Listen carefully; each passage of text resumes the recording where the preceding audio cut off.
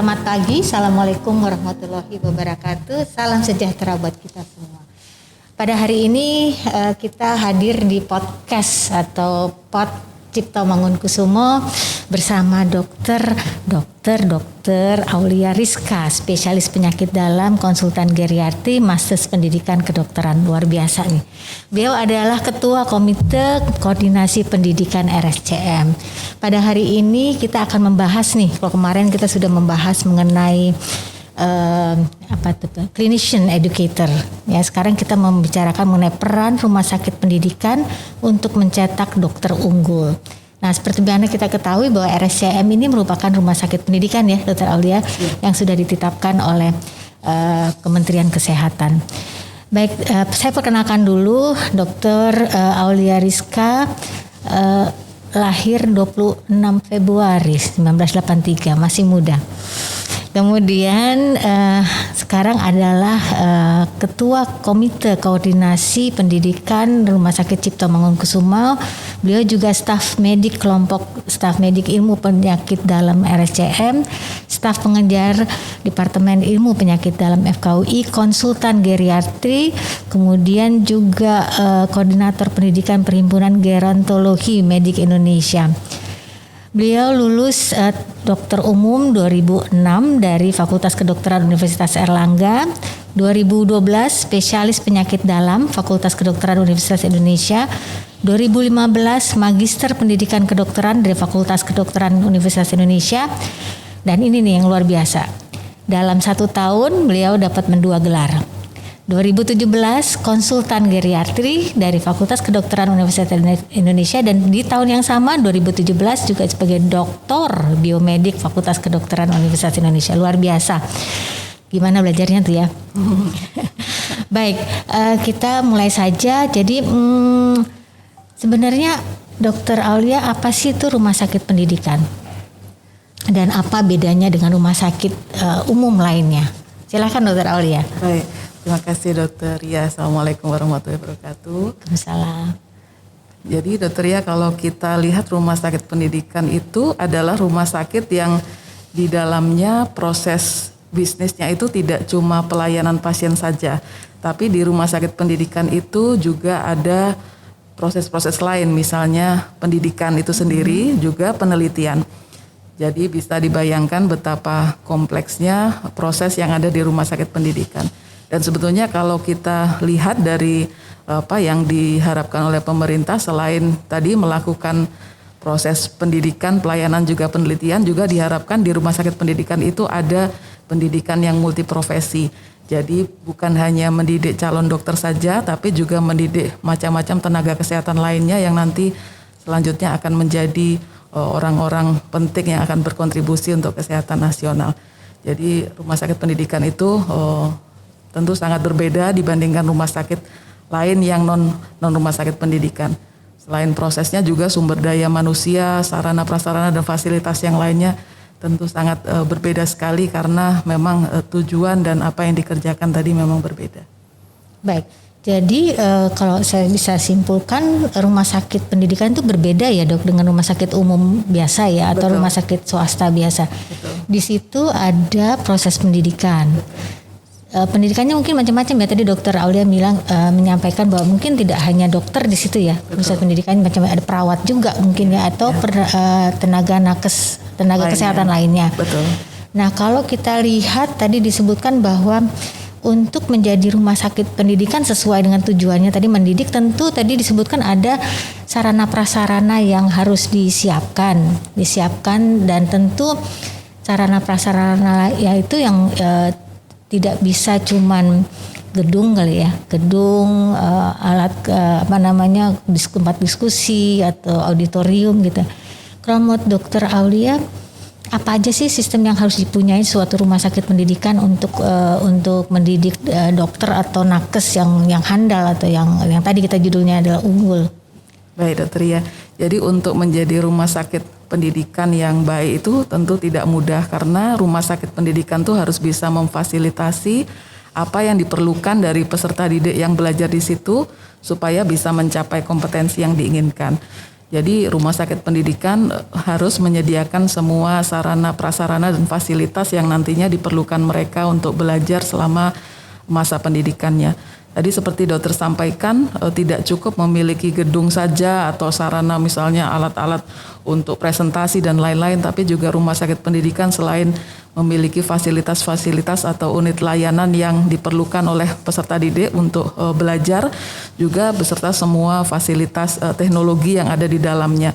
Salah satu yang khusus dari rumah sakit pendidikan, biasanya rumah sakit pendidikan itu selalu catch up dengan teknologi kedokteran yang terbaru, karena itu yang sesuatu yang ingin diajarkan ke peserta didiknya. Oleh karena itu rumah sakit pendidikan biasanya memiliki banyak sekali alat-alat kedokteran yang baru, yang sophisticated, yang mungkin tidak ada di tempat lain, yang diperlukan untuk proses belajar.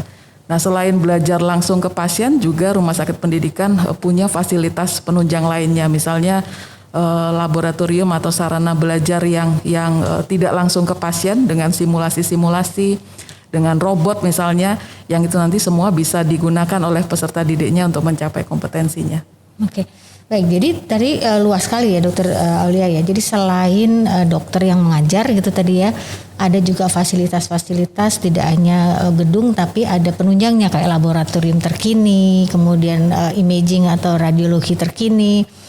Mungkin sistemnya juga ada gitu ya, sistemnya sudah jalan, alurnya, penunjangnya juga gitu. Komite-komitenya dalam hal itu juga harus ada. Satu lagi mungkin dia harus berafili atau harus bekerja sama juga atau ditunjuk oleh suatu institusi pendidikan ya. Betul. Dan satu lagi yang paling penting adalah pasien kali ya. Iya. Ya. Nah, kalau misalnya suatu rumah sakit ditunjuk sebagai rumah sakit pendidikan, itu syaratnya apa aja sih, Dok? Jadi kalau untuk menjadi rumah sakit pendidikan, tentu rumah sakit tersebut harus terakreditasi dari Kementerian Kesehatan untuk menjadi rumah sakit pendidikan. Untuk bisa terakreditasi pertama kali saja, syarat-syarat yang harus dipenuhi itu banyak sekali. Tadi seperti sumber daya manusianya yang harus dipastikan, kemudian jumlah pasien dan variasi kasusnya yang harus cukup banyak, juga sarana prasarana penunjang. Tadi dokter sudah menyampaikan tentang kepentingan memiliki berbagai macam sistem penunjang yang ada di rumah sakit. Misalnya juga terkait dengan kepentingan peserta didik untuk melakukan penelitian. Di sini peran dari komite etik rumah sakit sangat besar, karena tentu nanti peserta didik ini akan dibimbing untuk melakukan penelitian dengan sebagian besar mungkin menggunakan pasien rumah sakit sebagai subjek penelitiannya. Jadi bagaimana menyiapkan semua yang dimiliki rumah sakit itu untuk menunjang proses belajar, itu yang harus dikerjakan supaya rumah sakit itu bisa menjadi rumah sakit pendidikan yang baik. Oke. Wow, berarti untuk menjadi rumah sakit pendidikan nggak mudah ya, karena kita tahu banyak sekali rumah sakit ingin sekali menjadi rumah sakit pendidikan karena memang ada value tertentu ya, karena kalau misalnya ada pendidikan situ tadi ada proses belajar mengajar, kemudian ada updating ya, kan tadi alat-alatnya diupdate, tentu ilmunya juga updated, jadi terkini lah, terpapar selalu dengan hal-hal yang baru. Ternyata tidak mudah untuk menjadi rumah sakit pendidikan. Harus punya fakultas kedokterannya pasti, kemudian tadi yang terbanyak adalah ada pasiennya, kemudian ada SDM-nya, kemudian ada sistem penunjangnya, terutama tadi kita lupa berbicara banyaknya pendidikan penelitiannya tadi yang disinggung sama Dokter Aulia ya. Ternyata dalam membentuk dokter itu tidak hanya pendidikan tapi penelitian juga ada di situ, sehingga salah satu persyaratan untuk menjadi rumah sakit pendidikan adalah sistem penelitian yang berjalan yang baik gitu ya.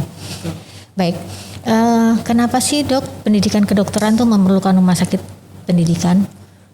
Jadi kalau kita lihat sebetulnya untuk seorang calon dokter bisa menjadi dokter, atau calon spesialis atau calon konsultan untuk bisa menjadi konsultan, itu untuk menciptakan seseorang yang seperti itu bukan proses yang mudah, dan itu butuh kerjasama dari banyak sekali pihak.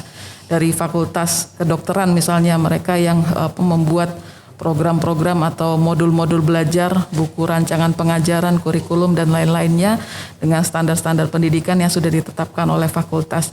Dan rumah sakit sendiri juga, kalau zaman dulu rumah sakit mungkin hanya sebagai wahana, jadi ada suatu tempat dengan aneka pasien, dengan aneka kasus di situ, mereka bisa datang dan mencapai kompetensinya dengan cara merawat atau belajar dari pasien-pasien tersebut. Tetapi sekarang peran rumah sakit pendidikan ternyata jauh lebih besar. Jadi bukan hanya tempat untuk menyediakan kasusnya saja, tetapi di rumah sakit pendidikan itu sendiri proses belajar yang selalu evidence based. Jadi kalau rumah sakit itu memiliki PPK, kemudian penelitian-penelitian yang terbaru itu juga akan membantu peserta didik itu untuk belajar. Juga kalau kita lihat saat ini mungkin rumah sakit juga sudah mulai berpindah ke sistem elektronik medical record. Itu juga sebuah sarana belajar yang luar biasa kaya. Jadi peserta didik itu tidak hanya bisa melakukan perawatan berdasarkan semua data yang ada di situ, tapi itu juga sebagai sumber penelitian yang sangat besar untuk peserta didik yang bisa dimanfaatkan. Jadi seperti itu, Dokter ya. Jadi kalau kita lihat, jadi kalau dulu hanya wahana, tempat, ada banyak pasiennya gitu, ada yang ngajar, dia periksa pasien, dia ngobatin, disupervisi, udah selesai. Tapi yang sekarang berbeda. Kita bukan sebut lagi sebagai wahana, tapi semua sakit pendidikan itu harus mempunyai sistem tadi kan PPK. Apa sih Dok tuh PPK Dok? Panduan praktek klinik. Nah itu harus punya tuh ya. Ya, jadi untuk penyakit-penyakit yang sering ditemui dan merupakan prioritas atau banyak ada di rumah sakit tersebut, rumah sakit membuat PPK yang akan memberi panduan kepada semua dokter yang bekerja di situ. Bagaimana sih menurut evidence cara menegakkan diagnosisnya, cara melakukan tata laksananya. Jadi secara tidak langsung peserta didik kalau terbiasa melakukan tata laksana sesuai PPK itu, dia juga belajar terus untuk gimana sih menerapkan sesuatu yang ada buktinya gitu. Jadi tidak hanya berdasarkan ilmu yang disampaikan saja atau expert opinion, tetapi itu semua berdasarkan. Jadi beda ya nih Dok. Jadi kalau misalnya saya belajar penyakit dalam nih, sebelum saya masuk ke rumah sakit gitu ya, saya belajar di klasikal kuliah gitu ya. Banyak sekali teori-teori, ngobatin ini pakai ini, ngobatin ini. Begitu saya masuk ke rumah sakit, saya kan dibekali sama teori-teori ya. Saya ngobatin pasien, boleh nggak saya gunain teori-teori saya? Ya, tentu kalau kita background knowledge itu tentu akan sangat penting untuk seseorang pada saat berhadapan dengan pasien. Tetapi diperkaya dengan itu tadi hal-hal yang sesuai dengan evidence itu akan memandu kita untuk melakukan sesuatu dengan benar.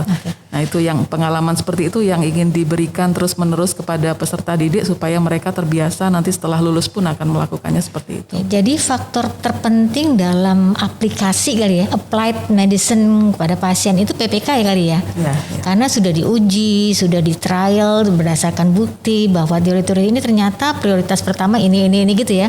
Sehingga mahasiswa atau peserta didik ini menjadi lebih terbuka ketika kita baca teorinya seperti ini, latar belakangnya seperti ini, obatnya macam-macam. Tapi ketika kita ngobatin pasien, udah ada tuh PPK-nya, sudah ditelaah dari bahwa ini loh caranya dengan pemeriksaan ini segala macam gitu ya Dok ya. Sebab itu penting sekali ya PPK ya. Ini yang mewarnai rumah sakit pendidikan mempunyai PPK ya. Betul. Jadi tidak hanya dalam konteks pelayanan saja, tapi sebenarnya untuk pendidikan itu sangat besar sekali manfaatnya. Nah kalau pelayanan pasti pasien yang dirawat di rumah sakit pendidikan dengan rumah sakit umum biasa berbeda dong ya? Iya. Gimana tuh Dok bedanya Dok? Jadi memang kalau kita lihat dari standar macam-macam standar akreditasi, misalnya di JCI itu ada standar yang namanya Medical Professional Education, atau kalau SNARS standarnya namanya IPKP yang mengatur tentang pendidikan. Yang ingin dijamin itu adalah pasien itu meskipun dilayani oleh peserta didik yang tersupervisi itu sama puasnya atau sama baiknya pelayanannya dibandingkan kalau dilayani langsung oleh seorang konsultan itu tadi. Nah itu yang ingin dijamin oleh rumah sakit. Jadi pasiennya akan mendapatkan pengalaman berobat yang sama baiknya karena rumah sakit mengupayakan supervisi yang baik tadi. Bahkan lebih bagus kali ya, dokternya yang di rumah sakit pendidikan dengan dokter yang di rumah sakit umum berbeda nggak Dok? Cara pikirnya, cara dia ngobatin, cara... Betul Dok, karena di rumah sakit pendidikan itu dalam konteks mendidik, kita ingin mengajarkan kepada peserta didik itu tentang critical thinking gitu. Jadi bagaimana sih proses untuk membuat diagnosis, gimana sih kalau ada variasi kasus ini, variasi kasus itu, apa yang harus kita kerjakan, kemudian memilih obatnya seperti apa. Jadi ada proses-proses di baliknya yang lebih kompleks, yang itu untuk pasien sebetulnya juga menguntungkan. Tentu tadi selain added value-nya adalah tadi yang seperti disampaikan bahwa rumah sakit pendidikan punya banyak teknologi canggih yang mungkin tidak ada di rumah sakit yang lain. Karena awalnya memang mereka ingin untuk pembelajaran ya, kemudian pengembangan kali ya. Karena kalau kita lihat pasti rumah sakit pendidikan dan staf-staf yang bekerja di sana tuh mempunyai benchmarking kali ya, benchmark ke tempat-tempat luar ya untuk betul. Mengembangkan ilmu kan tentunya. Betul. Nah kalau kita sudah berbicara mengenai SDM atau sumber daya, siapa sih sebenarnya yang bekerja di rumah sakit pendidikan atau kualifikasinya apa sih atau siapa saja gitu? Dan apa kegiatan mereka sebenarnya di rumah sakit pendidikan? Baik dok, jadi kalau di rumah sakit pendidikan ini ada yang berperan sebagai guru dalam tanda kutip ya, itu adalah yang kita sebut sebagai dosen pendidik klinis. Mereka yang sehari-hari melakukan supervisi dan bimbingan kepada para peserta didik ini supaya yang dilakukannya itu sesuai dengan kompetensi yang ingin dicapai. Tentu semua panduan-panduan pendidikan itu berasal dari Fakultas Kedokteran. Di situ juga ada peserta didiknya tentu saja yang biasanya terdiri dari banyak level. Jadi selain calon dokter juga calon spesialis, juga calon subspesialis, juga peserta fellow yang juga belajar bersama-sama, dan juga peserta didik dari banyak sekali tenaga kesehatan lain. Kalau di RSCM ini hingga belasan profesi tenaga kesehatan yang belajar di sini. Jadi itu sendiri juga nilai tambah, karena untuk belajar multiprofesi atau interprofessional education itu kalau kita kerjakan di tempat yang memang cocok, jadi memang di sini bekerja bersama-sama untuk goal yang sama, untuk kebaikan pasien. Nah itu pengalaman belajar sendiri yang sangat istimewa. Jadi perawat-perawatnya sendiri pun kalau kita lihat di rumah sakit pendidikan ini sangat terbiasa bekerja dengan bersama-sama dengan peserta didik. Jadi tidak hanya fokus pada pelayanan saja, tetapi bagaimana interaksi antar tenaga kesehatan itu menjadi sangat berkontribusi untuk peserta didik tadi semakin kompeten melakukan pekerjaannya. Jadi kalau kita lihat di RSCM itu sudah terjadi interdisiplin pelayanan interdisiplin ya. Betul loh. Jadi semacam kayak teamwork, dan ini yang diperoleh oleh peserta didik ya. Apakah betul. Dia calon dokter, dokter spesialis atau dokter subspesialis, bahkan perawat spesialis juga ya, perawat subspesialis juga ya. Mereka belajar untuk berkoordinasi, berkolaborasi gitu ya antar disiplin ilmu sehingga memberikan layanan terbaik buat pasien. Nah, jadi kalau misalnya kita lihat di situ tadi ada calon dokter spesialis segala macam itu kuncinya supervisi ya, Dok. Betul, ya. Dok. Dan kemudian ada ininya nggak sih dok, auditnya nggak sih, kan pendidikan nih kita kan maunya patient safety, kemudian kendali mutu, kendali biaya, karena pendidikan kan nggak ada yang murah ya. Investasi alat terkini itu kan juga dana, kemudian digunakan untuk apa gitu kan, kemudian juga obat-obatan terkini itu juga mahal. Jadi apa aja sih yang dijagain oleh rumah sakit supaya dia on the right track? Jadi maksudnya patientnya benar-benar patient safety-nya tercapai, kepuasan peserta didik tercapai, target menjadikan dokter unggul itu juga tercapai. Ya dok, jadi proses untuk kita melakukan monitoring dan evaluasi proses pendidikan yang di rumah sakit itu sangat kompleks dan banyak sekali pihak yang terlibat di dalamnya. Tentu pimpinan fakultas dan pimpinan rumah sakit selalu memantau apakah indikator-indikator tersebut tercapai atau tidak. Beberapa yang saya contohkan misalnya tentang supervisi peserta didik. Ini adalah sesuatu yang selalu dipantau oleh Komite Koordinasi Pendidikan untuk memastikan bahwa proses belajar di ruang rawat inap, ruang rawat jalan maupun di OK, semuanya proses supervisinya berlangsung sesuai dengan yang kita harapkan. Selain itu tadi tentang supervisi, ada banyak sekali hal-hal lain yang juga dipantau. Misalnya tadi kepatuhan terhadap PPK, itu juga komite medik selalu memastikan bahwa PPK yang sudah dibuat tadi diikuti oleh semuanya, termasuk peserta didik di sini yang juga terlibat dalam proses pelayanan. Iya.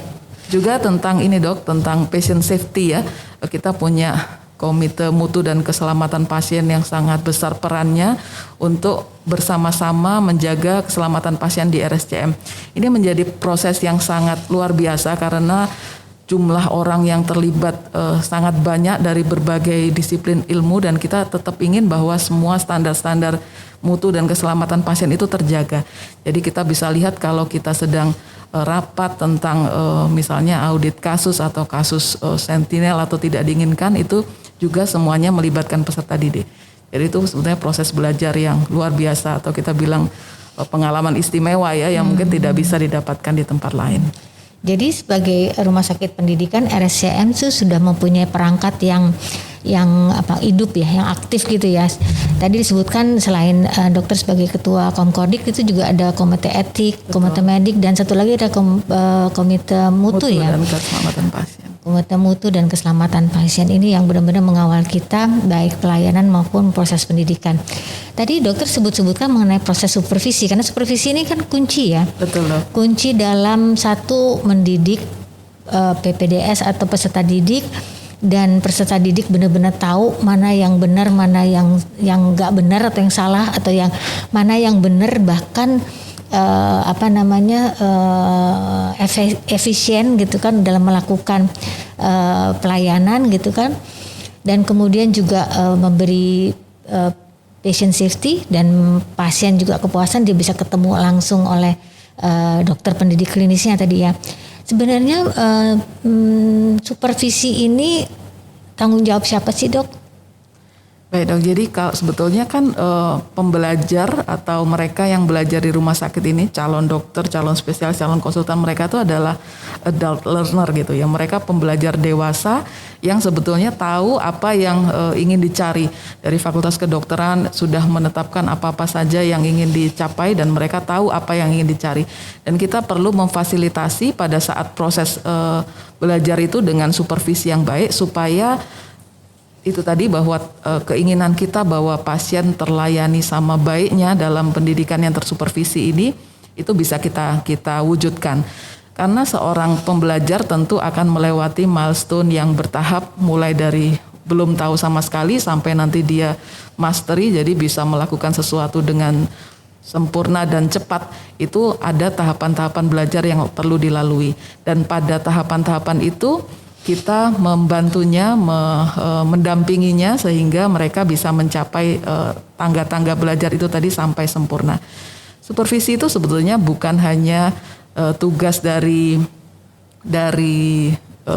dokter pendidik klinisnya saja, karena tentu mereka yang sebagai pemberi supervisinya, tetapi juga dalam proses supervisi itu sebagai peserta didiknya sendiri juga mesti tahu bagaimana dia seharusnya disupervisi.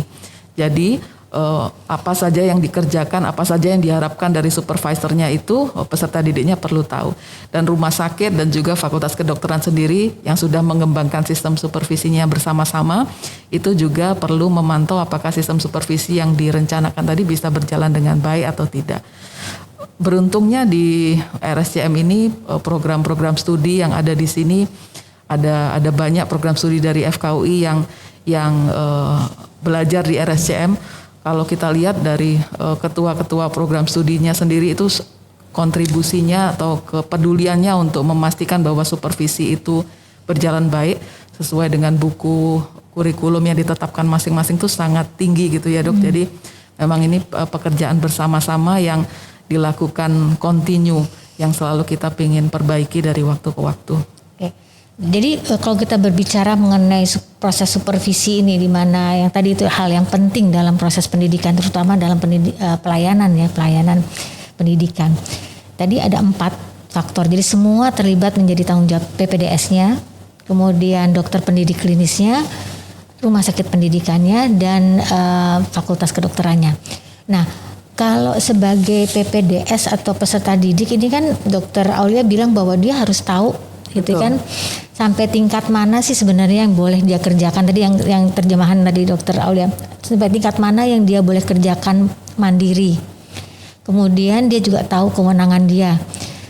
Kemudian dokternya atau dokter pendidik klinisnya pun paham bahwa peserta didik yang saya sedang supervisi ini sebetulnya dia lagi di tahapan mana.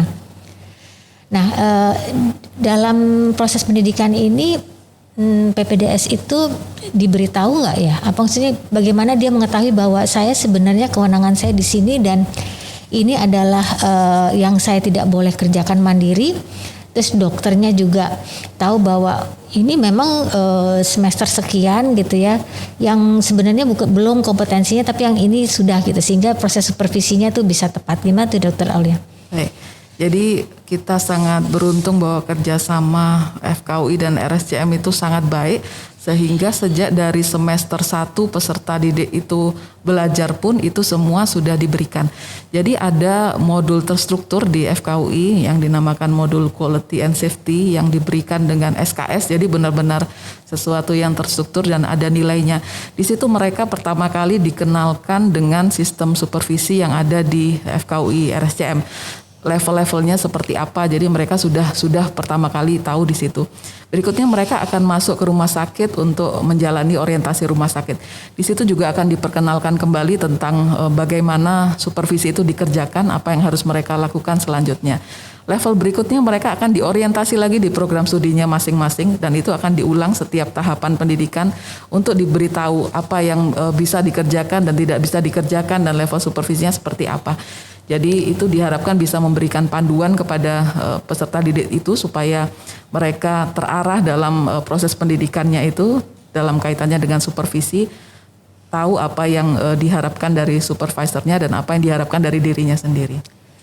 Kalau kita lihat dari sisi pasien jadinya, tadi kan kita lihat dari sisi PPDS ya, dari sisi pasien tahu nggak kalau misalnya saya nih kayaknya harus di handle, saya tuh kompleks nih, ada sakit jantung, sakit ginjal, ini. Saya mestinya di handle sama PPDS yang kewenangannya lebih tinggi. Tahu nggak tuh ya pasiennya tuh? Iya. Jadi semua peserta didik punya penanda ya. Jadi kartu pengenal yang di situ ada warna-warna tahapan pendidikannya. Di situ tentu setiap kali awal perawatan pasien, tim yang terlibat dalam perawatan pasien itu perlu memperkenalkan diri ya pada pasien dengan siapa yang akan merawatnya sepanjang pasien itu dirawat. Dan diharapkan di situ juga bekerja bersama-sama antara program studi untuk memastikan bahwa yang ditempatkan untuk merawat pasien dengan kompleksitas kasus tertentu itu adalah tahapan tertentu. Sekali lagi kembali ke level supervisi yang sudah ditetapkan tadi. Jadi jangan sampai kasus yang sangat kompleks misalnya itu ditangani oleh peserta atau di situ ada peserta yang junior yang belum pernah terekspos kasusnya dan sebaliknya. Jadi program studi telah menetapkan dengan sangat baik mengenai level tersebut. Baik. Jadi dalam arti kata bahwa sebenarnya rumah sakit, fakultas kedokteran dan semua perangkatnya, jadi dosennya segala macam, dari rumah sakit termasuk misalnya tadi disebutkan perawatnya segala macam itu mengetahui ya bahwa pasien ini harus di handle sama peserta didik yang level ini gitu ya, dan disupervisi oleh dokter penanggung jawab pasien atau dokdiknis yang capable atau berkompetensi sesuai dengan ini. Nah tadi juga disebut bahwa audit juga ada, audit klinis, jadi komite-komite itu benar-benar mengawal gitu kan untuk mencapai, bahkan itu di secara rutin ya dokter. Betul. Secara rutin. Nah sekarang kita beranjak kepada tugasnya dokter Aulia nih. Saya rasa tugas yang berat sekali karena kita punya sekitar berapa 24 departemen, 27 departemen. Iya, saat ini ada kalau program studinya totalnya ada 33 ya dari FKUI yang belajar di RSCM. Dan divisinya banyak sekali. 167 ya. Sekitar 67. Jadi ya mata-mata, telinga jadi telinga-telinga gitu ya. Jadi betul sekali bahwa kita memerlukan semua elemen rumah sakit dan fakultas kedokteran untuk mengawal peserta didik dan juga mengawal pasiennya. Oh ya dokter ya, saya tadi belum menyampaikan bahwa di rumah sakit pendidikan itu tadi peran dari kepala-kepala unit kerjanya itu untuk membantu supaya proses pendidikan berjalan lancar tuh sangat luar biasa ya. Jadi kan kepala unit kerja itu adalah host dari tempat itu ketika peserta didik itu masuk. Jadi mereka yang membantu melakukan orientasi unit kerja. Jadi mungkin banyak peserta didik yang tidak belajar di sini pada saat pendidikan sebelumnya. tidak terbiasa dengan situasi di rumah sakit. Nah ini peran kepala unit kerja sangat besar. Jadi memang semua infrastruktur atau sistem dalam rumah sakit itu semuanya sangat membantu gitu ya, supaya peserta didik tadi benar-benar bisa mencapai tujuannya. Kalau Dokter Aulia bilang unit kerja ini maksudnya instalasi. Betul. Instalasi pelayanan gitu ya. Instalasi pelayanan, Dok. Bisa jelaskan nggak? Tadi kan Dokter Aulia menyebut mengenai prodi. Nah, bisa lihat nggak sih perangkat rumah sakit pendidikan dalam ini RSCM, KSM-nya, departemennya, terus kemudian bagaimana berkolaborasi antara KSM dan departemen, terus kemudian bagaimana proses pendidikan, bagaimana proses pengembangan DPJP atau Dokdiknis itu sendiri, terus kemudian bagaimana Dokdiknis atau DPJP itu bekerja di tadi unit kerja istilah tapi instalasi gitu ya, dan juga ikut PPDS-nya di situ juga gitu. Itu bisa ceritakan nggak? Banyak sekali nomenklatur yang Dokter Aulia sebutkan tuh tadi. Nah, jadi kalau struktur dari organisasi di RSCM ini, kalau kita kaitkan dengan pendidikan, jadi di RSCM ini ada kelompok staf medik ya, RSCM yang ketuanya juga sama dengan ketua departemen dari FKUI. Jadi orang yang sama melakukan pekerjaan yang beberapa pekerjaan yang dimaksudkan supaya integrasi antara pendidikan dan pelayanan itu berlangsung dengan baik.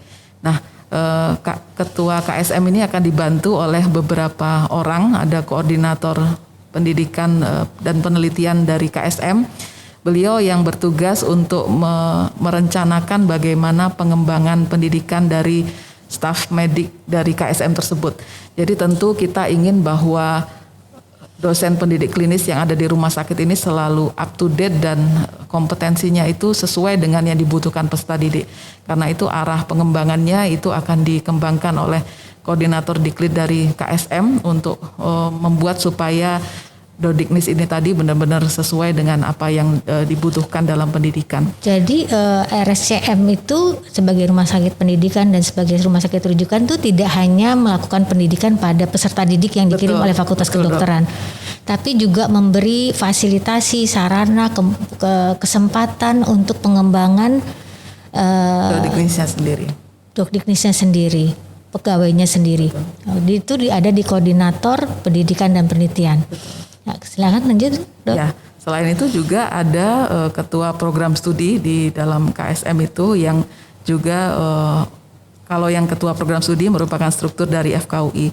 Nah, di sini kerjasama antara ketua program studi dengan koordinator pelayanan di KSM, kemudian koordinator diklit di bawah kepemimpinan KSM tadi untuk membuat harmonisasi semua proses pendidikan ini tadi supaya ketika berada di rumah sakit bisa mendukung proses layanan. Nah, di sini juga ada tentu peran dari Komite Koordinasi Pendidikan untuk mengkoordinasi proses-proses tadi, tentu dalam upaya supaya dengan koordinasi yang baik ini tadi proses pendidikan bisa berjalan dengan lancar di sebuah rumah sakit yang juga punya pelayanan yang sangat banyak dan luar biasa. Jadi tadi disebutkan mengenai prodi. Prodi ini perangkatnya Fakultas Kedokteran ya. Betul. Dan dia bertanggung jawab kepada dekan dan kepala departemen. Betul. Dan kepala departemen ini adalah juga ketua staf medik. Jadi orangnya sama ya, satu. Betul, ya. Sama. Jadi dalam arti kata bahwa dalam rumah sakit pendidikan ini benar-benar kerjasama yang erat banget ya dengan Fakultas Kedokteran ya. Iya. Baik.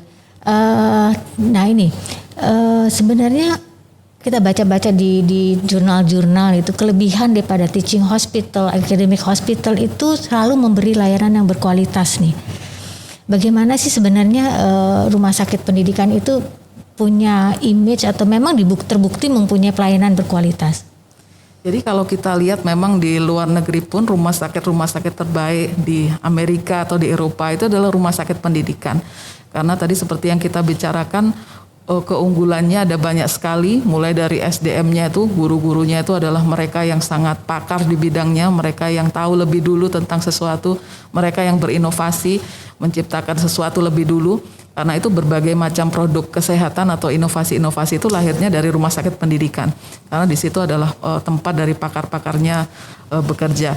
Jadi pasien tentu sangat-sangat senang bila ditangani langsung oleh pakar-pakar yang ini tadi ya. Juga tadi tentang sarananya yang juga sangat-sangat lengkap.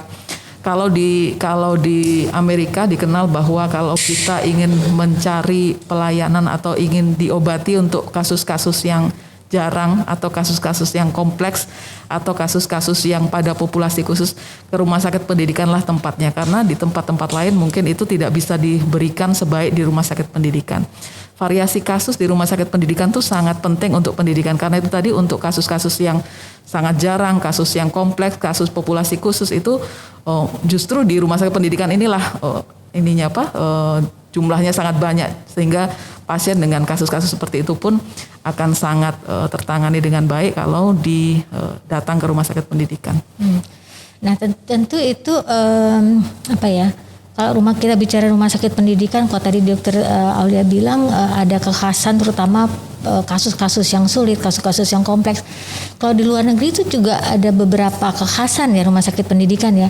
Ada yang research-nya lebih maju, ada yang kolaborasinya. Kalau di rumah sakit pendidikan di RSCM bagaimana, Dok? Jadi kalau RSCM ini punya banyak layanan-layanan unggulan yang sebetulnya itu sendiri juga bisa jadi proses belajar untuk peserta didik.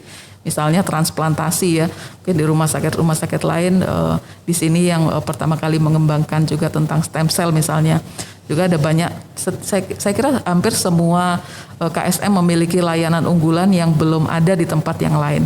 Misalnya kemajuan untuk endoskopi saluran cerna itu juga dimulai dari sini. Jadi ada banyak sekali hal-hal yang inovasi yang kita mulai di RSCM karena para pakar yang benar-benar ahli di bidangnya itu memang ada di sini semua. Oke, jadi memang layaklah disebut rumah sakit rujukan nasional kali ya, berarti karena pasien-pasien yang kompleks yang dirujuk di sini. Baik, kita berbicara mengenai perannya dokter sekarang nih. Sebetulnya peran Komkordik di rumah sakit pendidikan apa itu, Dok? Baik, Dok. Jadi memang Komkordik ini sesuatu yang amanat dari undang-undang gitu ya, bahwa perlu ada suatu komite di rumah sakit yang tugasnya adalah mengkoordinasi, mengharmonisasi, menjembatani hubungan antara fakultas kedokteran dengan rumah sakit, juga dengan rumah sakit dengan peserta didik, dan rumah sakit dengan rumah sakit pendidikan lainnya. Nah itu sebetulnya pekerjaan utama dari Komkordik. Ada banyak sekali tugas-tugas yang merupakan tanggung jawab dari Komkordik, tetapi misi utamanya adalah itu agar integrasi pendidikan dalam pelayanan itu bisa berlangsung dengan baik, dan pelayanan yang dilakukan peserta didik itu tetap sesuai dengan standar mutu dan keselamatan rumah sakit. Jadi untuk pasien sendiri juga terjaga. Ya, jadi bisa dibayangkan ya kalau nggak ada Komkordik ya, dengan 7 prodi tadi ya, dengan 167 divisi yang belajar gitu ya, ada S1-nya, ada spesialisnya, ada subspesialisnya, ada fellowship-nya, itu kayak ya udah kayak rame lah gitu ya, bisa kalau nggak dikoordinasi dengan baik gitu ya. Nah, Komkordik ini sebetulnya kan PP 93 ya, 2015 ya. Betul. Dan diberi waktu 1 tahun gitu ya, 1 tahun ya masalah untuk dibentuknya Komkordik. Nah, RSCM tuh dulu punya Bakordik ya. Betul. Badan Koordinasi Pendidikan, jadi mengkoordinasi juga coba dibentuknya badan.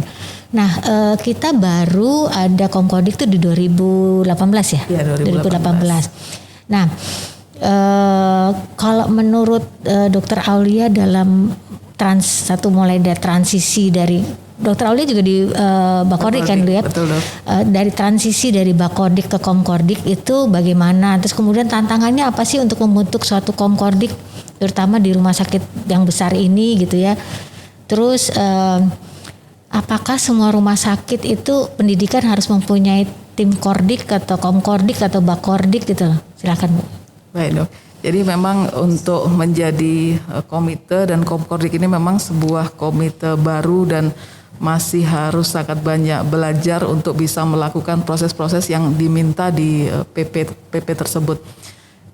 ketika awal berperan sebagai sebuah badan, kemudian menjadi sebuah komite, tentu ada banyak sekali yang berubah, termasuk ketika pada awal-awal Komkodik dibuat itu perlu dibikin macam-macam regulasi yang baru yang menjadi panduan untuk pelaksanaan pendidikan di rumah sakit ini. Jadi untuk regulasi-regulasi pendidikan tersebut itu ada banyak sekali juga SPO-SPO-nya itu yang perlu dikembangkan di tahap awal. Tantangannya sangat banyak karena kita bekerja di rumah sakit yang sangat raksasa dengan banyak orang, dengan banyak prodi. Tapi untungnya dengan kerjasama yang sangat baik dari Fakultas Kedokteran, para KPS juga para kepala instalasi, itu mudah-mudahan ini nanti pun selanjutnya akan menatanya lebih mudah. Kita bekerja bersama-sama dengan tujuan itu tadi, kita menginginkan bahwa proses belajar itu tadi bisa terlaksana dengan baik dan tetap proses pelayanannya juga tidak terganggu, Dok. Oke. Kalau tadi dokter bilang ini Komkodik kan suatu yang baru ya, transisi dari Bakordik. Berarti tiap rumah sakit pendidikan itu boleh membentuk atau pendidikan yang harus ada badan yang mempunyai yang mengkoordinasi proses pendidikan.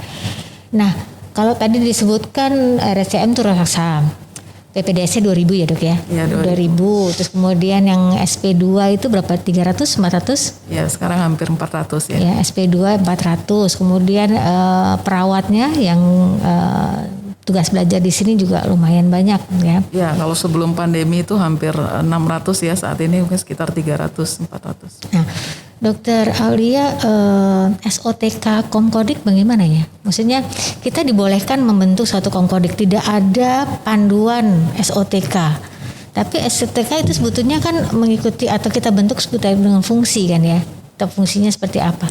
Nah, Komkodik di RSCM sendiri SOTK-nya gimana struktur organisasinya dok supaya bisa berperan dalam mengkoordinasi 2000 peserta didik, 400 subspesialis dan 600 perawat.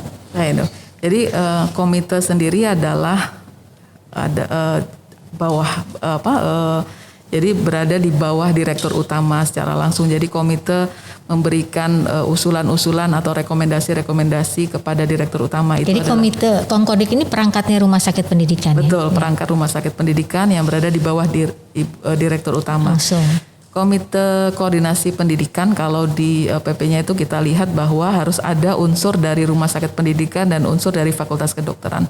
Oleh karena itu Komite Koordinasi Pendidikan punya wakil ketua, jadi ada perwakilan dari Rumah Sakit Pendidikan, jadi Direktur SDM Pendidikan dan Penelitian juga bergabung di situ, juga wakil dari Fakultas Kedokteran. Karena memang kita ingin membuat harmonisasi yang baik antara kedua institusi besar ini, jadi perwakilannya perlu ada di situ. Kemudian juga memiliki seorang sekretaris.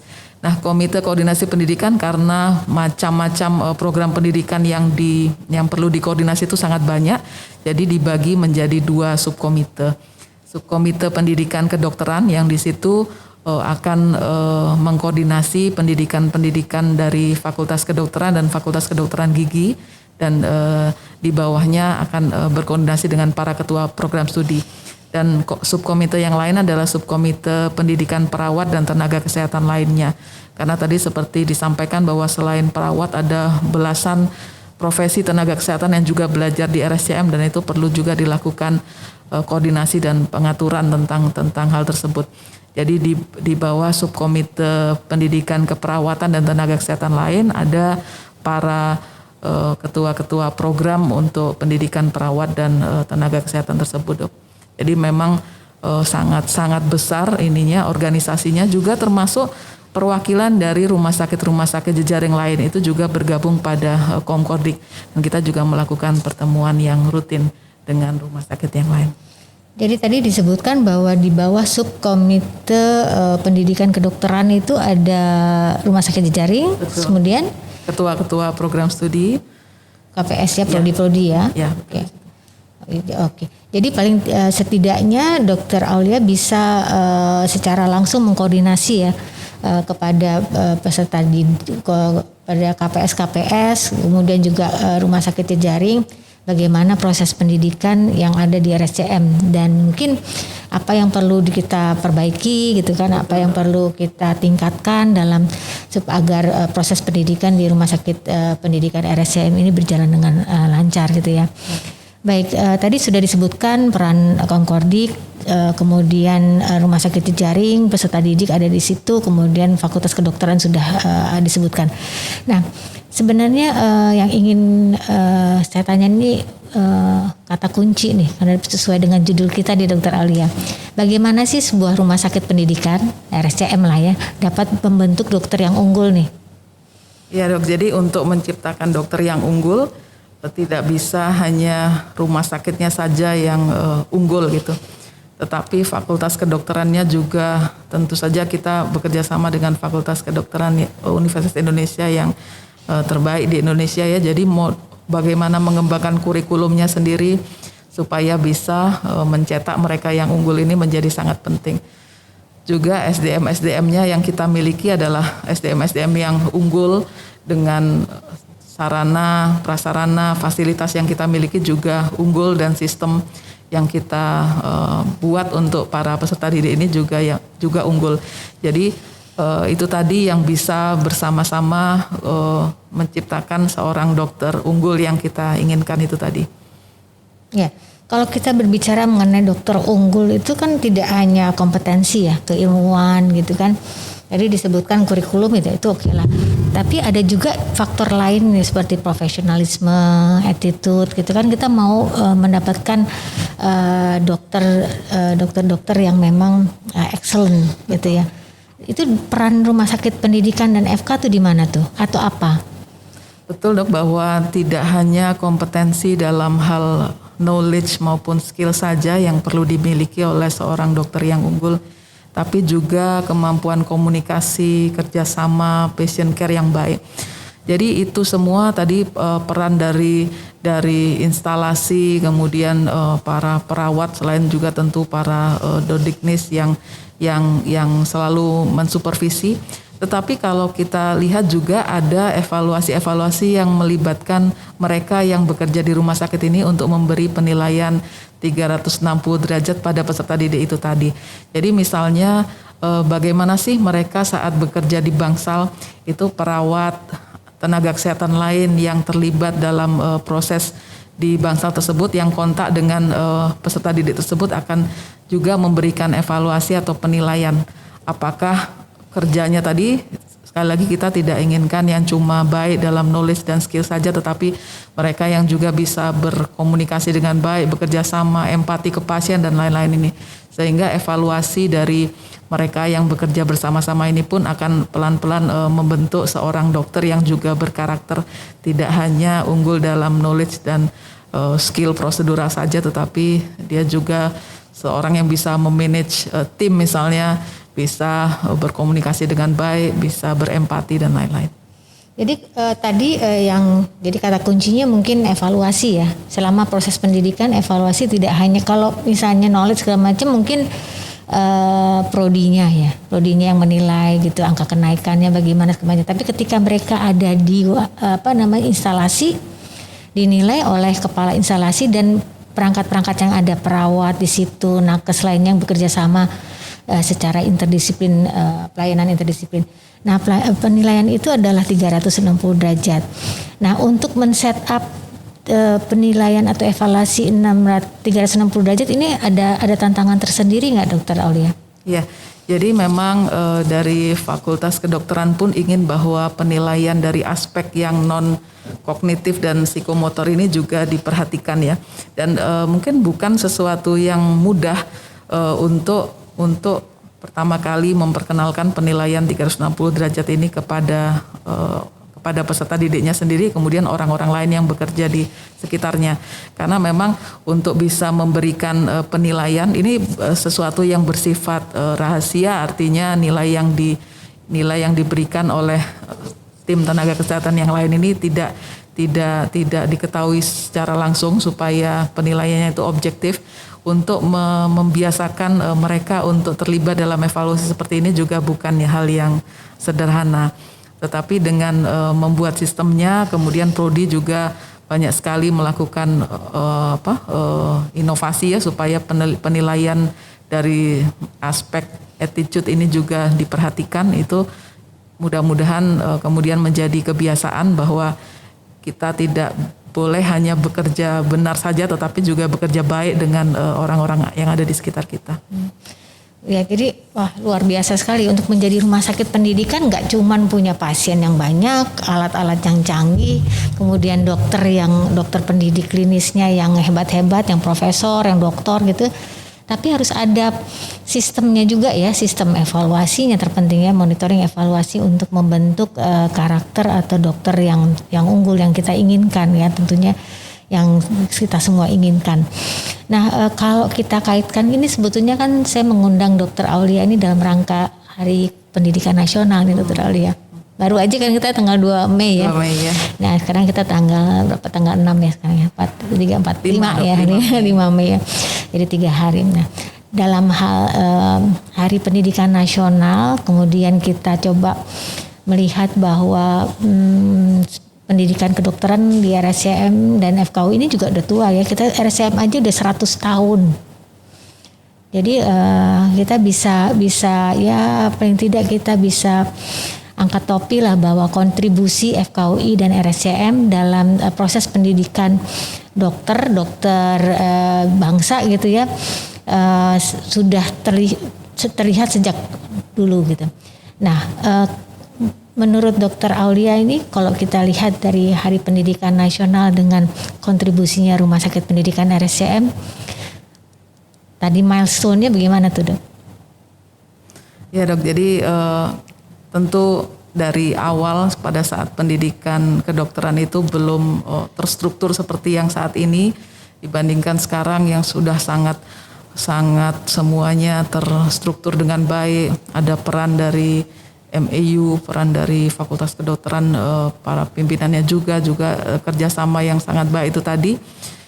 Diharapkan memang kualitas lulusan, jadi lulusan dari rumah sakit dan Fakultas Kedokteran itu juga semakin lama semakin baik. Saya sangat mengapresiasi dan hormat sekali pada guru-guru kita ya, yang para pendidik ini yang sudah sejak awal. Tentu kita ini awalnya mungkin terkait dengan topik yang lalu ya, kita adalah seorang klinisi yang kemudian kita belajar bagaimana cara mengajar gitu. Karena kita ingin bahwa mereka yang belajar bersama kita itu nanti juga jadi sama hebatnya atau lebih hebat malahan dari kita. Jadi saya kira itu tadi yang dalam Hari Pendidikan Nasional ini apresiasi yang sangat tinggi pada semua staf medik, guru-guru di FKUI RSCM ini karena sudah sangat banyak bantuannya untuk kita bersama-sama menghasilkan dokter-dokter yang hebat yang mudah-mudahan bisa membantu kesehatan Indonesia nantinya ya. Ya, jadi memang untuk menjadi pahlawan belum tentu yang harus disebut namanya ya. Tapi kalau kita lihat pendalu-pendalu kita, pendidik-pendidik kedokteran kita, semua yang berkontribusi pada mencetak dokter-dokter kita itu adalah pahlawan karena mereka juga meletakkan batu-batu milestone-nya untuk menjadi suatu hal yang lebih besar lagi gitu ya. Nah, saya mau bertanya, ini sebetulnya kita masih punya banyak waktu nih, 30 menit ya. Habis nih, ini direkturnya nggak dikasih jeda untuk istirahat nih, ada apa iklannya kayak gitu. Jadi, baik, ini pertanyaan yang ditunggu-tunggu nih sama peserta didik dan memang sensitif juga, bukan sensitif, pokoknya hot issue deh pokoknya, insentif PPDS. Nah, kalau bercerita mengenai insentif PPDS memang di Undang-Undang Pendidikan Kedokteran disebutkan itu. Nah, kemudian RSCM pernah menerapkan ya Dok ya di tahun 2018 ya kalau salah ya, 2018-2017 yang pertama kali kita terapkan. Kemudian kita hold sampai dengan sekarang. Nah, menurut Dr. Aulia di Indonesia ini kan pendidikan kedokteran spesialis terutama itu berbeda dengan di luar negeri. Satu, pendidikan kedokteran atau peserta didik ini adalah institutional base. Jadi lewat FK. Kalau di luar adalah hospital base atau mungkin juga kolegium hospital base gitu. Jadi dia bisa diangkat sebagai pegawai gitu ya, pegawai tentu pegawai trainee atau pegawai yang sekolah gitu atau pegawai yang magang, dan pegawai ini ada dalam struktur kepegawaiannya. Ada porsinya, misalnya dia untuk tahun sekian ada 20 opening untuk pegawai peserta didik trainee gitu kan. Nah kemudian berbeda juga kalau di luar negeri PPDS tuh nggak bayar uang sekolah atau istilahnya biaya pendidikan ya, biaya operasional pendidikan ya. Kalau di luar negeri tidak membayar, di sini bayar ke FK, ke Fakultas Kedokteran. Nah di sana malah mereka dibayar oleh rumah sakit karena mereka masuk ke sistem pegawai, kepegawaiannya mereka ada tuh. Kalau kuotanya 20, jadi tahun ini akan ada 20 peserta didik. Nanti kalau udah lulus 1 atau 2 masuk lagi 2 karena memang alokasi anggaran kepegawaiannya 20. Nah, kita tahu bahwa peserta didik itu juga melakukan pelayanan nih di kita aware sekali di situ. Nah, bagaimana sih sebenarnya rumah sakit bisa memberi insentif kepada peserta didik, kemudian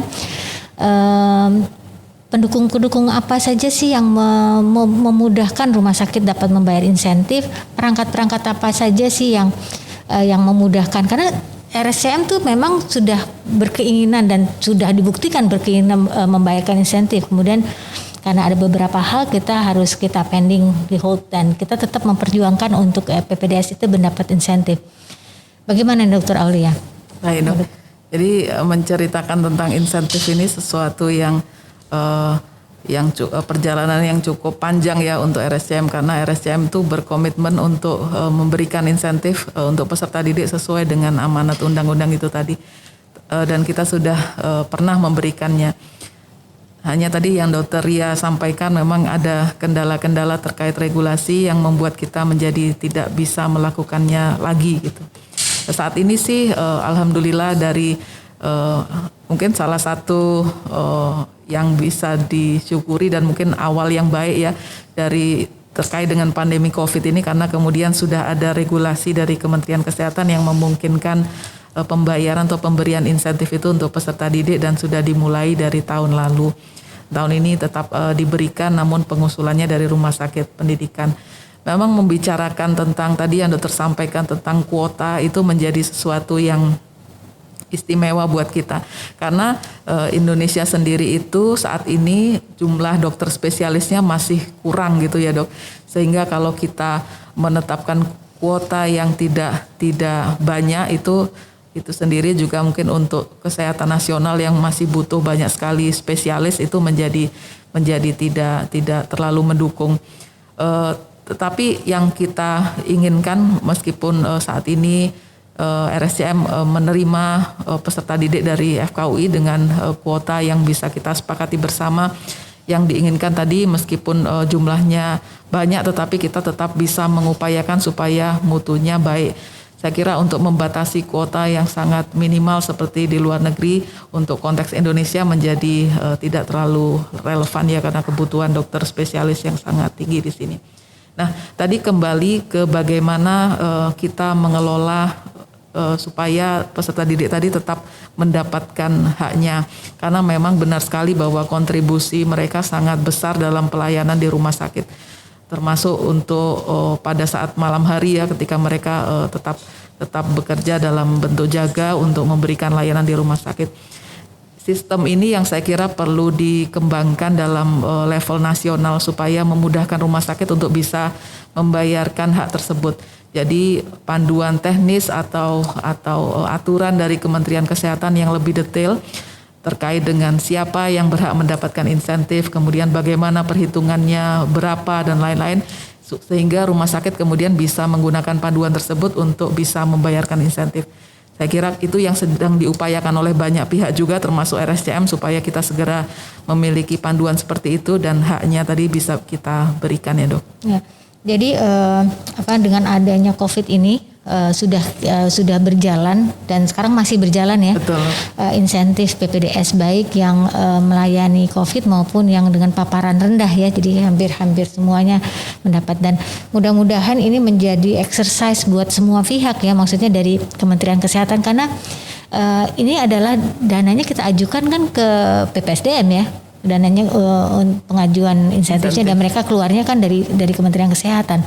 Sehingga ini bisa menjadi exercise untuk Kementerian Kesehatan dan juga untuk kita Rumah Sakit Pendidikan RSCM bagaimana menilai atau tadi penilaian pemberian insentif terhadap PPDS itu. Nah, mudah-mudahan ini bisa terus berlangsung ya Dokter Aulia, karena memang kita tahu bahwa tadi layanannya mereka turut dalam pelayanan juga di rumah sakit. Nah, kalau misalnya BOP itu gimana, Dok?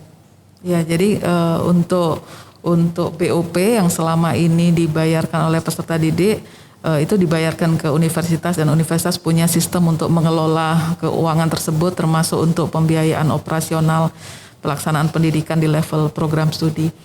Hal lain yang masih menjadi PR kita sampai saat ini adalah terkait dengan unit kos pendidikan ya Dok, yang itu yang tetap sudah kita selesaikan perhitungannya, tapi kemudian itu tentu setiap tahun perlu kita evaluasi lagi terkait dengan unit kos pendidikan. Karena sebetulnya itu nominal tersebut adalah kontribusi dari Rumah Sakit Pendidikan atau Kementerian Kesehatan pada level yang lebih tinggi terhadap pendidikan kesehatan di Indonesia. Saya kira itu perlu di... Ya. Jadi kalau misalnya kita lihat di PP 93 itu memang disebutkan ya rumah sakit pendidikan itu sebenarnya dapat menerima biaya pendidikan dari manapun juga. Nah, walaupun tidak menerima pun kita bisa mengalokasikan dana untuk kontribusi pendidikan ya, karena dia adalah telah ditunjuk sebagai rumah sakit pendidikan dan kontribusi rumah sakit pendidikan tentu cukup besar ya kalau kita lihat. Tadi harus ada sistem, harus ada alat yang canggih, harus ada obat-obat yang canggih, harus ada yang sistem yang mengawal, mengevaluasi, itu kan semua sumber daya yang luar biasa. Nah, tadi bagaimana dengan sistem health sama safety PPDS ya di rumah sakit pendidikan? Kesehatan dan keamanan kerja peserta didik di rumah sakit pendidikan. Baik, jadi kalau berbicara tentang kesehatan peserta didik, semua peserta didik yang dari seluruh institusi yang belajar di RSCM ini syaratnya mesti memiliki BPJS Kesehatan ya Dok, sebagai ya minimal memiliki BPJS Kesehatan. Tentu kalau memiliki asuransi kesehatan tambahan lainnya juga oke, tetapi minimal itu untuk mengcover apabila ada masalah kesehatan yang timbul nanti selama pendidikan. Tetapi kemungkinan ada masalah kesehatan itu tidak hanya terkait dengan kesehatan sendiri, tapi juga bisa terkait dengan pekerjaan. Karena itu FKUI juga dan RSCM juga mengupayakan agar mereka juga terdaftar di BPJS Tenaga Kerja ya, untuk mengcover apabila ada kecelakaan kerja atau penyakit akibat kerja yang terjadi selama pendidikan. Memiliki dua asuransi ini saya kira sangat baik sebagai modal awal selama pendidikan ini supaya tetap baik. Kalau kita lihat di luar negeri pun tentu kalau mau masuk course di luar negeri itu asuransi seperti ini menjadi syarat yang utama dari rumah sakit ya. Rumah sakit sendiri saya kira juga usahanya untuk bisa membantu peserta didik ini bisa mendapat layanan kesehatan yang baik yang non-COVID maupun COVID pun sudah sangat banyak yang diupayakan.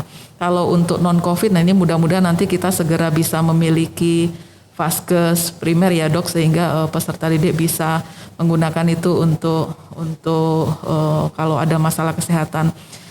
Upaya rumah sakit untuk kesehatan selama COVID sendiri juga sangat luar biasa. Kalau kita ingat pada saat awal-awal masa COVID kita melakukan PCR dalam jumlah yang besar pada mereka yang kontak dan mereka yang sudah bertugas di zona merah, juga memprioritaskan para peserta didik yang terinfeksi itu supaya bisa mendapatkan layanan yang prioritas di RSCM dan pemantauan setelah itu. Jadi termasuk yang sekarang yang sudah selesai kita lakukan adalah vaksinasi ya terhadap 2.000 peserta didik. Itu juga saya kira suatu upaya yang sangat besar dari rumah sakit untuk mengupayakan kesehatan mereka. Nah selanjutnya ini tentu karena pandemi masih berlangsung, pekerjaan menjadi masih tetap banyak karena tentu infeksi COVID ini dan penyakit-penyakit lain juga masih mungkin terjadi. Karena itu kami mengupayakan supaya akses terhadap kesehatan kalau ada masalah itu bisa peserta didik ini bisa mendapatkannya dengan lebih mudah gitu ya, Dok. Oke. Jadi kalau kita lihat semua secara tidak langsung sebenarnya peserta didik itu sudah diperlakukan sebagai pegawai RSCM ya. Betul. Karena satu tadi disebutkan kita sudah punya sistem dalam pengobatan kalau perlu dirawat, kemudian tentu kita berharap segera akan adanya vaskes primer, kemudian juga ada sistem tracing ya, terutama pada COVID ini kita melakukan PCR berapa? Ada 2000-an lebih? Sudah lebih ya, sekali. Banyak sekali. Terus kemudian itu baik yang terpapar atau yang kontak atau riwayat kontak maupun yang selesai tugas ya, Dok ya. Terus kemudian juga sudah ada vaksinasi COVID juga kita secara masif sudah kita kerjakan untuk PPDS. Nah, satu hal lagi mungkin yang kita di awal-awal meminta kerjasama dengan FK tadi persyaratannya ya, Dok ya. Kita sebetulnya melihat juga bahwa ketika kita bekerja dalam hal ini PPDS ya, peserta didik bekerja, ada risiko-risiko. Betul. Ya, sehingga tidak mungkin orang bekerja dengan risiko tidak ada yang menanggung. Sehingga kita berpikir bahwa ini kayaknya mesti pakai asuransi nih. Seperti kita juga melihat kalau kita pergi ke luar negeri untuk fellowship atau pendidikan subspesialis atau doktor gitu, kita dimintakan untuk bukti kita mempunyai asuransi. Juga adanya MCU. Nah, jadi kita juga mintakan peserta didik juga mempunyai data awal status kesehatan mereka. Kalau misalnya terjadi apa-apa nanti kita bisa lihat apakah ini akibat kerja atau apa tidak. Nah, bagaimana sistem MCU di RSCM untuk peserta didik nih, Dok? Ya, jadi kalau sebelum awal mereka menjadi peserta didik, mereka harus melakukan serangkaian pemeriksaan kesehatan ya, dan sebagian juga dilakukan di RSCM untuk menilai keadaan kesehatan di awal. Oh ya, tadi saya juga lupa menyampaikan tentang masalah needle stick injury ya, Dok, karena itu adalah suatu concern terkait dengan penyakit akibat kerja yang sangat mungkin muncul selama belajar di rumah sakit. Jadi needle stick injury ini juga kepedulian kita bersama supaya kalaupun misalnya nanti sesuatu yang tidak kita inginkan itu terjadi, tertusuk jarum atau benda tajam itu, mereka jangan sampai tertular penyakit-penyakit yang tidak diinginkan. Karena itu kita juga berharap sebelum masuk rumah sakit itu semua sudah menyelesaikan vaksinasi hepatitis B dan punya titer antibodi yang protektif. Supaya nanti kalaupun tertusuk atau terkena benda tajam itu tidak tertular. Jadi itu tadi hal-hal yang di awal yang harus dipastikan terkait kesehatan. Juga direkomendasikan sebetulnya dari JCI pun juga menginginkan hal yang sama. Jadi PPDS secara mandiri melakukan pemeriksaan kesehatan paling tidak setahun sekali untuk memeriksa kesehatannya. Karena tentu kalau kita tahu load pekerjaan sebagai dokter itu mungkin lelah jiwa dan raga ya, Dok. Jadi kalau tidak dilakukan pemeriksaan kesehatan yang reguler itu khawatirnya ada perubahan-perubahan yang tidak kita sadari selama pendidikan. Nah, ini memang kontribusi dari Fakultas Kedokteran maupun dari peserta didiknya sendiri itu yang sangat diperlukan karena kita tentu ingin mereka selalu sehat selama sekolah. Ya. Jadi kita tidak hanya dokter unggul yang pintar, yang skillful, yang knowledgeable, tapi juga sehat ya. Nggak ada artinya tuh kalau misalnya ada gitu terus 3 tahun kemudian dia hepatitis segala macam ya, Dok ya. Ya, kalau misalnya diceritakan seperti ini berarti rumah sakit pendidikan tuh tugasnya besar sekali, bukan banyak, besar sekali. Tidak hanya menyediakan pasien, menyediakan dokter dokter yang ngajar, kemudian staf-stafnya yang non dokter juga sebagai pengajar, pengevaluasi, jadi juga menyediakan sistem kesehatan ya dan safety untuk peserta didik. Nah, tentu tadi sudah disebutkan bahwa ini sebetulnya kolaborasi antara peserta didiknya sendiri, kemudian FK dan rumah sakit pendidikannya. Nah, mungkin kita sudah di akhir pengunjung nih, Dokter Aulia. Saya ingin melihat atau mendengarkan nih, menurut Dokter Aulia bagaimana sih rumah sakit pendidikan seperti RSCM ini dan Komkordit kira-kira Bapak 10-20 tahun ke depan? Dengan sekarang kan banyak disruptifnya, ada yang digital, kemudian kita sudah pakai virtual, apalagi seperti ini juga. Bagaimana nih ke depannya nih? Iya, Dok. Jadi yang saya harapkan adalah digitalisasi atau perkembangan teknologi ini juga banyak bisa kita manfaatkan dalam pendidikan kedokteran yang ada di rumah sakit. Contoh yang paling sederhana, nanti kalau kita sudah mengintegrasikan electronic health record itu menjadi sesuatu yang digunakan di seluruh level rumah sakit, itu tadi bisa kita gunakan sebagai media. Pertama, pemantauan supervisi apakah benar dilakukan atau tidak. Yang kedua, mencocokkan dengan kewenangannya apakah sesuai atau tidak. Ketiga, bahkan bisa dimasukkan nanti sebagai pendukung logbook dari peserta didik itu tadi. Jadi tidak perlu kita melakukannya lagi secara manual. Peserta didik dan prodi bisa mendapatkan data selama pendidikan itu mereka sudah merawat berapa ribu pasien sih, dengan kasus apa saja sih. Juga rumah sakit punya data untuk mengevaluasi diri apakah kasus yang ada di rumah sakit ini sudah cocok dengan kebutuhan peserta didik. Jadi kalau digitalisasi atau penerapan teknologi dalam rekam medik itu tadi bisa kita upayakan, itu banyak sekali manfaat yang bisa kita dapatkan. Juga pengembangan penggunaan teknologi atau simulasi klinik yang ada di rumah sakit ini bisa kita optimalisasi lagi supaya mereka yang di tahap-tahap awal pendidikan itu punya wahana untuk berlatih sebelum mereka kontak dengan pasien yang sesungguhnya. Karena ada banyak skill yang mungkin di RSCM ini karena kasusnya yang kompleks dan sulit gitu, sehingga perlu latihan-latihan tahap awal yang bisa kita fasilitasi dengan berbagai macam simulasi itu tadi. Mungkin harapannya seperti itu ya, Dok. Ya, jadi ini satu hal yang baru juga ya. Kalau zaman saya dulu tuh kan tahap awal masuk klinik nggak ada ya simulasi ya. Kita langsung aja ke pasien gitu dengan disupervisi segala macam. Nah, dengan perkembangan modern medical education ini kan diperlunya simulasi yang banyak tadi. Jadi contohnya ada manekin gitu kan, atau kita di RSCM sudah punya ya? Iya. Kita saat ini sudah memiliki dan saya kira koleksinya sudah cukup banyak, hanya kita perlu optimalisasi penggunaannya lagi dan juga mungkin nanti penambahan yang sesuai dengan kebutuhan selanjutnya ya. Oke. Jadi kalau berkembang, kalau dari dokter bilang salah satu digital atau IT system atau teknologi digital ini untuk pendidikan adalah electronic medical record. Nah, ini sangat penting, satu bisa menjadikan logbooknya, kemudian sesuai kewenangannya untuk monitoring evaluasi, juga untuk bikin penelitian juga kali ya, data-data penelitian di situ juga mulai.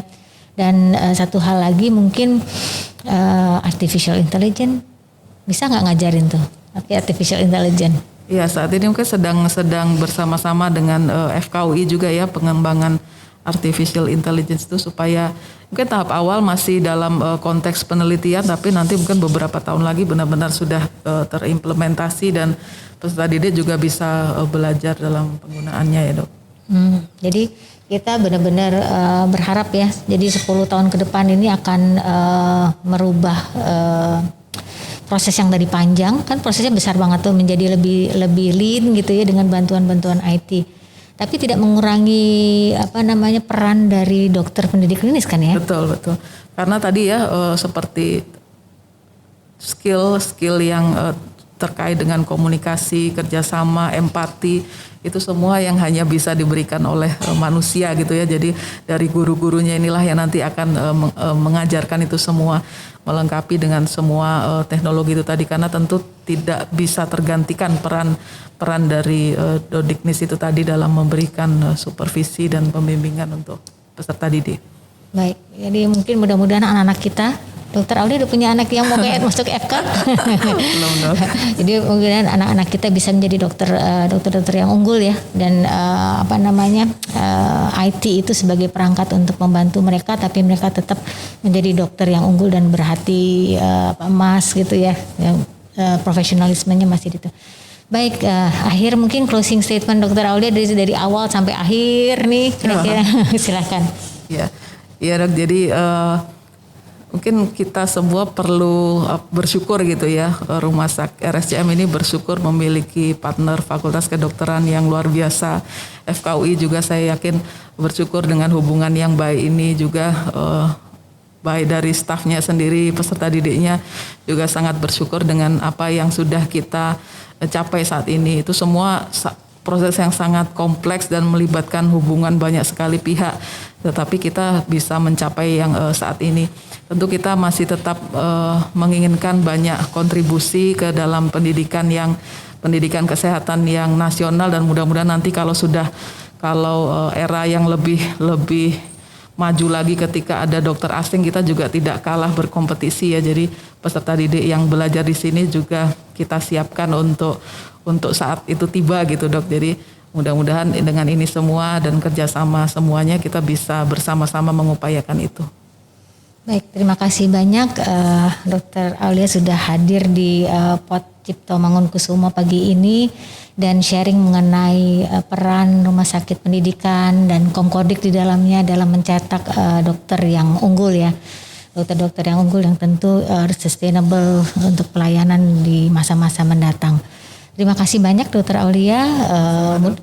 Mungkin kita undang lagi untuk diskusi-diskusi panjang mengenai pendidikan, proses pendidikan di RSCM. Baik, terima kasih. Demikian acara podcast Cipto Mangunkusumo yang membicarakan mengenai bagaimana kita bisa mencetak dokter unggul dan peranan rumah sakit pendidikan pada hari ini. Mungkin kita akan kembali lagi minggu depan dengan topik-topik yang lebih menarik lagi. Saya rasa nggak ada lebih menarik ya daripada RSCM rumah sakit pendidikan ya. Lebih menarik lagi minggu depan. Minggu depan udah mau puas, udah lebaran ya, udah libur ya. Atau di berikut-berikutnya lagi. Terima kasih. Saya Dr. Timartani, Direktur SDM Pendidikan dan Penelitian RSCM. Wassalamualaikum warahmatullahi wabarakatuh.